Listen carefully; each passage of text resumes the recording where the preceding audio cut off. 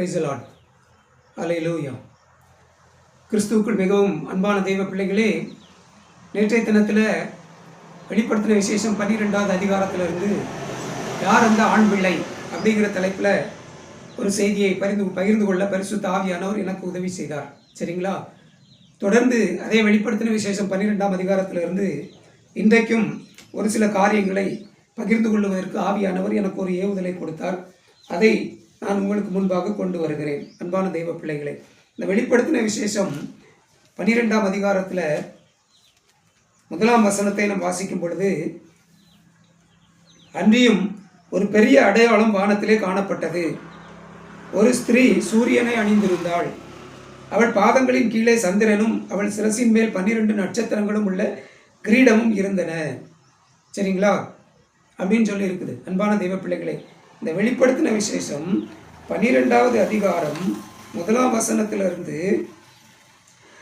10ஆம் வசனம் வரைக்கும், சரிங்களா, எழுதப்பட்டிருக்கிற அந்த காரியங்கள் நேரடியாக சம்பவிப்பவைகள் கிடையாது, அடையாளம். சரிங்களா? அன்றியும் ஒரு பெரிய அடையாளம் வானத்திலே காணப்பட்டது. அடையாளம் அப்படின்னு சொல்லி இருக்குது. அது நேரடியாக நடப்பது கிடையாது. ஆங்கில வேதாகமத்தில் சைன் அப்படின்னு சொல்லியிருக்கு. அன்பான தெய்வ பிள்ளைகளே, அடையாளம் என்று சொன்னால் நிழல் அப்படின்னு எடுத்துக்கலாம். சரிங்களா? அதாவது இனி வரும் காலத்தில் நடக்க போகிற அந்த சம்பவத்தின் நிழல், அதுதான் அடையாளமாக ஆண்டவர் யோவானுக்கு காண்பிக்கிறார். சரிங்களா? ஆங்கிலத்தில் சைன் அப்படின்னு இருக்கு. சைன் அப்படின்னு சொன்னால், இப்போ நம்ம ஒரு லெட்டர் எழுதுறோம்னு வைங்களேன். லெட்டர் எழுதி முடிச்சுட்டு கீழே என்ன செய்வோம்? நம்ம சைன் வைப்போம். நம்ம கையெழுத்து வைப்போம். அன்பான தெய்வ பிள்ளைகளே, சரிங்களா? அப்போ அந்த லெட்டரை நம்ம எங்கேயோ அனுப்புகிறோம். அந்த லெட்டரை வாசிக்கிறவர் அந்த என்னுடைய சைனை பார்த்து இது நான் தான் எழுதியிருக்கேன் அப்படின்னு சொல்லி அவர் அதை ஏற்றுக்கொள்ளுவார். என்ன செய்யணுமோ செய்ய வேண்டியதை செய்வார். சைன். நான் அங்கே போகலை, என் கையெழுத்து தான் அங்கே போயிருக்கு. அடையாளம். அன்பான தெய்வ பிள்ளைகளே, அதுதான் இது. சரிங்களா? ஆனால் இங்கே வெளிப்படுத்தின விசேஷம் 12ஆம் அதிகாரம் 1ஆம் வசனத்திலிருந்து 10ஆம் வசனம் வரைக்கும் சம்பவிக்க போகிற அந்த காரியங்கள் இனிமேல் நடக்க போகிறது, இனி வருங்காலத்தில் நடக்க போகிறது. அன்பான தெய்வ பிள்ளைகளே, சரிங்களா? உபத்திரவ காலம், மகா உபத்திரவ காலத்தில் அது நடக்க போகிறது. அன்பான தெய்வ பிள்ளைகளே, அதை நீங்கள் புரிந்து கொள்ள வேண்டும். சரிங்களா? அதில் ஸ்திரீயானவள் வனாந்தரத்துக்கு ஓடி போனாள் அப்படின்னு சொல்லி நம்ம வாசிக்கிறோம். வனாந்தரம் என்று சொன்னால் அது இந்த பூமியில தான் இருக்கும். சரிங்களா? அது தேவனால் ஆயத்தமாக்கப்பட்ட இடம் அப்படின்னு சொல்லி நம்ம பார்த்தோம். தேவனால் ஆயத்தமாக்கப்பட்ட இடம் இந்த பூமியில தான் இருக்கு. அது எதுன்னா அது கிறிஸ்துவின் ராஜ்யம், எழும்ப போகிற கிறிஸ்துவின் ராஜ்யம். சரிங்களா? 1000 வருஷ அரசாட்சிக்கு அடையாளமாக இந்த பூமியில அதுக்கு முன்னால எழும்ப போகிறது. அன்பான தெய்வ பிள்ளைகளே, சரிங்களா? அதை நீங்கள் புரிந்து கொள்ள வேண்டும். சபை எடுத்துக்கொள்ளப்படவில்லை. ஆண் பிள்ளை தான் தேவனிடத்திற்கும் அவருடைய சிங்காசனத்திடத்திற்கும் எடுத்துக்கொள்ளப்பட்டது அப்படின்னு சொல்லி நான் பிரசங்கம் பண்ணேன். அன்பான தெய்வ பிள்ளைகளை, வெளிப்படுத்தின விசேஷம் 6ஆம் அதிகாரம், ஸ்திரீயானவள் வனாந்தரத்துக்கு ஓடி போனாள். அங்கே 1260 நாளாலும் அவளை போஷிப்பதற்காக தேவனால் ஆயத்தமாக்கப்பட்ட இடம் அவளுக்கு உண்டாயிருந்தது. 14ஆம் வசனம், ஸ்திரீயானவள் அந்த பாம்பின் முகத்திற்கு விலகி ஒரு காலங்களும் அரைக்காலமுமாக போஷிக்கப்படத்தக்கதாய் வனாந்தரத்தில் உள்ள தன் இடத்திற்கு பறந்து போகும்படி பெருங்கழுகின் 2 சிறகுகள் அவளுக்கு கொடுக்கப்பட்டது. சரிங்களா? அன்பான தெய்வ பிள்ளைகளை, புரிந்து கொள்ளுங்கள். கிறிஸ்துவின் ராஜ்யம், இந்த பூமியில எழும்ப போகிற கிறிஸ்துவின் ராஜ்யத்துக்குள்ள சபை போயிரும். அன்பான தெய்வ பிள்ளைகளை, சரிங்களா?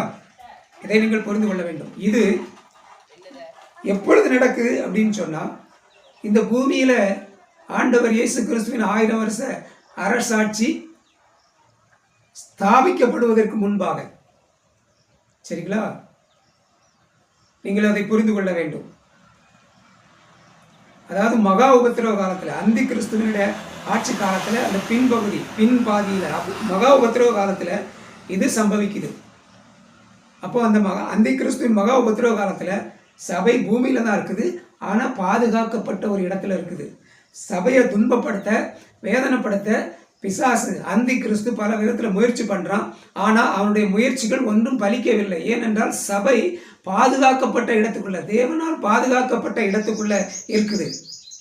சரிங்களா? அங்க எந்த கஷ்டமும் இல்லை, எந்த பிரச்சனையும் இல்லை. புரிந்து கொள்ள வேண்டும். சபை எடுத்துக்கொள்ளப்படவில்லை, ஆனா நமக்கு தவறாக போதிக்கிறார்கள் அன்பானவர்களே. சரிங்களா? இதெல்லாம் ஆண்டவர் இயேசு கிறிஸ்துவின் 2ஆம் வருகைக்கு முன்னால சம்பவிக்கணும். அன்பான தெய்வ பிள்ளைகளே, சரிங்களா? இதெல்லாம் நடந்து முடிஞ்சதுக்கு அப்புறம் தான் அந்தி கிறிஸ்துவின் ஆட்சியை முடித்து வைப்பதற்காக தான் ஆண்டவர் இயேசு கிறிஸ்து இந்த பூமிக்கு வருவார். 2ஆம் வருகை அந்தி கிறிஸ்துவின் ஆட்சியை முடித்து 1000 வருஷ அரசாட்சி இந்த பூமியில ஸ்தாபிப்பதற்காகத்தான் ஆண்டவர் இயேசு கிறிஸ்துவின் 2ஆம் வருகை. புரிந்து கொள்ளுங்கள். சரிங்களா? ஆண்டவர் இயேசு கிறிஸ்துவின் 2ஆம் வருகை வந்த உடனே சபை எடுத்துக்கொள்ளப்படும். அதுக்கு பிறகு அந்தி கிறிஸ்துவின் ஆட்சி இந்த பூமியில தொடங்கும் அப்படின்னு சொல்றாங்க. அந்தி கிறிஸ்துவின் ஆட்சியை தொடங்கி வைக்கவா ஆண்டவர் வராரு? என்னங்க இது? கொஞ்சமாவது லாஜிக் இருக்குதா? கொஞ்சம் புரிஞ்சு கேளுங்க. இது நீங்க இதுவரை அப்படிதான் கேட்டிருக்கீங்க. நானே இன்னைக்கு தான் எனக்கு ஆண்டவர், நேற்று தான் எனக்கு இதை பேசுப்பா அப்படின்னு சொன்னார். நானே புதுசாக தான் இதை பேசுறேன் அன்பானவர்களே.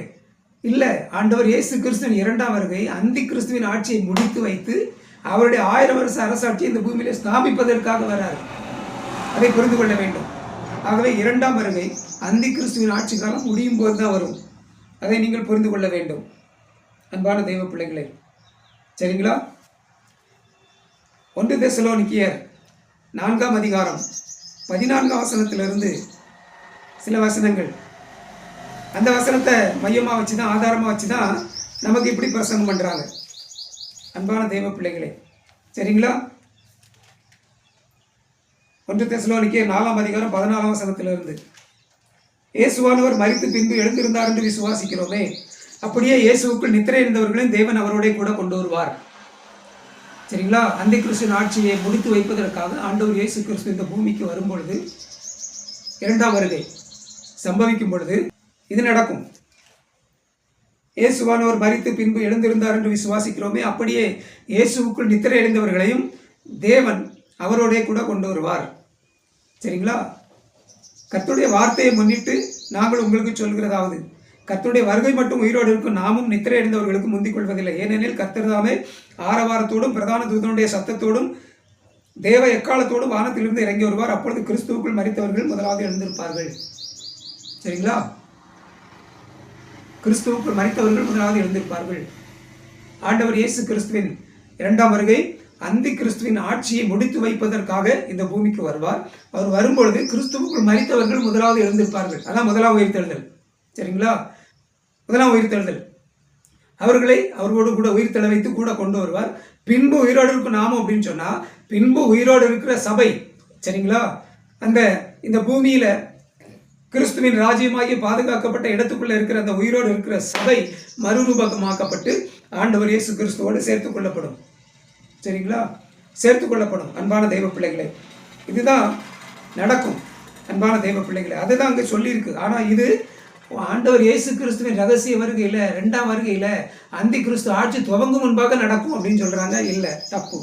அந்தி கிறிஸ்துவின் ஆட்சி காலத்தை முடித்து வைப்பதற்காக தான் ஆண்டவர் இயேசு கிறிஸ்து வருகிறார். பிரதான தூதனுடைய சத்தத்தோடும் தேவ எக்காலத்தோடும் ஏன் வராரு? அவன் ஆட்சியை ஆரம்பிச்சு வைக்க வராரு. அன்பான தெய்வ பிள்ளைகளை புரிந்து கொள்ளுங்கள். நெவர் கிடையாது. அன்பான தெய்வ பிள்ளைகளை, வெளிப்படுத்தின விசேஷம் 20ஆவது அதிகாரம், வெளிப்படுத்தின விசேஷம் 20ஆம் அதிகாரம் 1ஆம் வசனம், ஒரு தூதன் பாதாளத்தின் திறவுகோலையும் பெரிய சங்கிலியையும் தன் கையில பிடித்துக் கொண்டு வானத்தில் இருந்து இறங்கி வர கண்டேன்.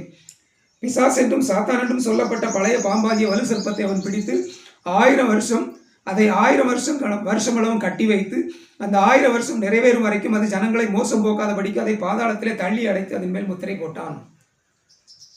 அன்பானவர்களே, 1000 வருஷ அரசாட்சியை துவங்குவதற்காக, ஆளுகை செய்வதற்காக, அந்தி கிறிஸ்துவின் ஆட்சியை முடித்து அந்த பழைய பிசாசை வலு சர்ப்பத்தை 1000 வருஷம் அளவும் கட்டி பாதாளத்தில் வைப்பதற்காக ஆண்டவர் இயேசு கிறிஸ்துவின் 2ஆம் வருகை. புரிந்து கொள்ளுங்கள். சரிங்களா? பிரதான தூதனுடைய சத்தத்தோடும் தேவ எக்காலத்தோடும் அவர் வராருல, அப்பொழுது உயிர்த்தெழுதல் நடக்குது, முதலாம் உயிர்த்தெழுதல். அதில் கிறிஸ்துவுக்குள் மரித்தவர்கள் ஆண்டவர் இயேசு கிறிஸ்துவோடு சேர்ந்து கொள்கிறார்கள். தேவனுடைய ராஜ்யமாகி அந்த பாதுகாக்கப்பட்ட இடத்துல இருக்கிற சபை மறுரூபமாக்கப்பட்டு ஆண்டவர் இயேசு கிறிஸ்துவோடு சேர்த்து கொள்ளப்படுகிறது. அப்பொழுது அந்த பிரதான தூதன் என்ன செய்கிறான்? இந்த பிசாசை, அந்தி கிறிஸ்துவை, வலு சர்ப்பத்தை சங்கிலினால் கட்டி 1000 வருஷம் நிறைவேறும் அளவும் அது ஜனங்களை மோசம் கூடாதபடிக்கு அதை பாதாளத்தில் தள்ளி அடைத்து அதன் மேல் முத்திரை போட்டான். 1000 வருஷம் பிசாசை காவலில் போடுகிறான். அன்பான தெய்வ பிள்ளைகளே, சரிங்களா? அதுக்கப்புறம் 1000 வருஷம் அரசாட்சி இந்த பூமியில் தொடங்குது. ஆண்டவர் இயேசு கிறிஸ்துவின் 2ஆம் வருகை சம்பவித்த பிறகு இந்த பூமியில் 1000 வருஷம் அரசாட்சி தொடங்குது. அன்பான தெய்வ பிள்ளைகளே, அதை புரிந்து கொள்ளுங்கள், அதை புரிந்து கொள்ளுங்கள், சரிங்களா? அப்போ ஆண்டவர் இயேசு கிறிஸ்து அந்த 2ஆம் வருகையில் உயிர்த்தெழுறாங்கல்ல, கிறிஸ்துவுக்குள் மரித்தவர்கள், அது முதலாம் உயிர்த்தெழுதல், சரிங்களா? வெளிப்படுத்தின விசேஷம் 20:5 மரணம் அடைந்த மற்றவர்கள் அந்த 1000 வருஷம் முடியும் அளவு உயிரடையவில்லை. இதுவே முதலாம் உயிர்த்தெழுதல், சரிங்களா? மரணம் அடைந்த மற்றவர்கள் 1000 வருஷம் முடியும் வரைக்கும் உயிர்த்தெழவில்லை. மற்றவர்கள் யாரு? கிறிஸ்துவுக்குள் மரித்த எல்லாரும் உயிர்த்தெழுந்துட்டாங்க. உயிரோடு இருந்த சபை மறுரூபமாக்கப்பட்டு ஆண்டவர் இயேசு கிறிஸ்துவோடு கூட 1000 வருஷம் அரசாடுறது. அப்போ மரணம் அடைந்த மற்றவர்கள் 1000 வருஷம் முடியும் வரைக்கும் உயிர்த்தெழவில்லை அப்படின்னு சொன்னால் மற்றவர்கள்னா விக்கிரக ஆராதனை செய்தவர்கள், துன்மார்க்கர், பாவிகள், அந்தி கிறிஸ்துவுக்கு ஆதரவாய் சாதகமாய் இருந்தவர்கள், இவங்க எல்லாரும் அந்த 1000 வருஷம் முடியும் வரைக்கும் உயிர்த்தெழவில்லை. அவங்கெல்லாம் 1000 வருஷம் முடிஞ்ச பிறகு தான் உயிர்த்தெழுறாங்க. அது 2ஆம் உயிர்த்தெழுதல், அது 2ஆம் உயிர்த்தெழுதல். அன்பான தெய்வ பிள்ளைகளே, நீங்கள் புரிந்து கொள்ள வேண்டும். இதை உங்களோடு பேச வேண்டும் என்று பரிசுத்த ஆவியானவர் என்னோடு பேசினார். ஆகவே இதை நான் பேசுகிறேன். அன்பான தெய்வ பிள்ளைகளே, ஆகவே இதில் நீங்கள் தெளிவாக இருக்கணும். அன்பான தெய்வ பிள்ளைகளே, 2ஆம் வருகை, ஆண்டவர் இயேசு கிறிஸ்துவின் 2ஆம் வருகை அந்தி கிறிஸ்துவின் ஆட்சியை முடித்து வைப்பதற்காக வருது. முடிச்சு வச்சுட்டு 1000 வருஷம் அரசாட்சி இந்த பூமியில் தொடங்குவதற்காக வருது, சரிங்களா?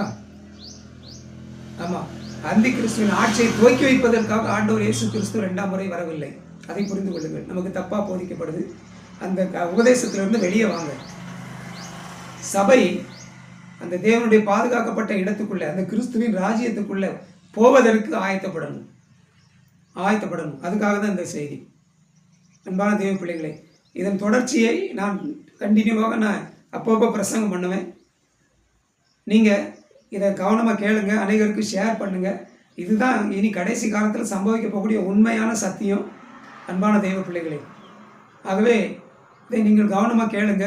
இதை நான் அங்கே பிரசங்கிக்க போகிறேன் இனி வருங்காலத்தில், தடையில்லா சான்று பெற்றுக்கொண்ட பிறகு. இதில் நீங்கள் வாங்க, கலந்து கொள்ளுங்கள். நேரில் வந்து கேட்டிங்கன்னா ரொம்ப யூஸ்ஃபுல்லாக இருக்கும், பிரயோஜனமாக இருக்கும். அன்பான தெய்வ பிள்ளைகளே, அதுக்கு நான் உங்களை அன்போடு வரவேற்கிறேன். தேவையான உதவிகளை செய்யுங்க, பொருளாதார உதவிகளை செய்யுங்க. நெருக்கத்தின் மத்தியில் தான் செய்கிறேன். போதுமான வசதி இல்லை, மின்சார வசதி இல்லை, தண்ணி வசதி இல்லை, எந்த வசதியும் இல்லை.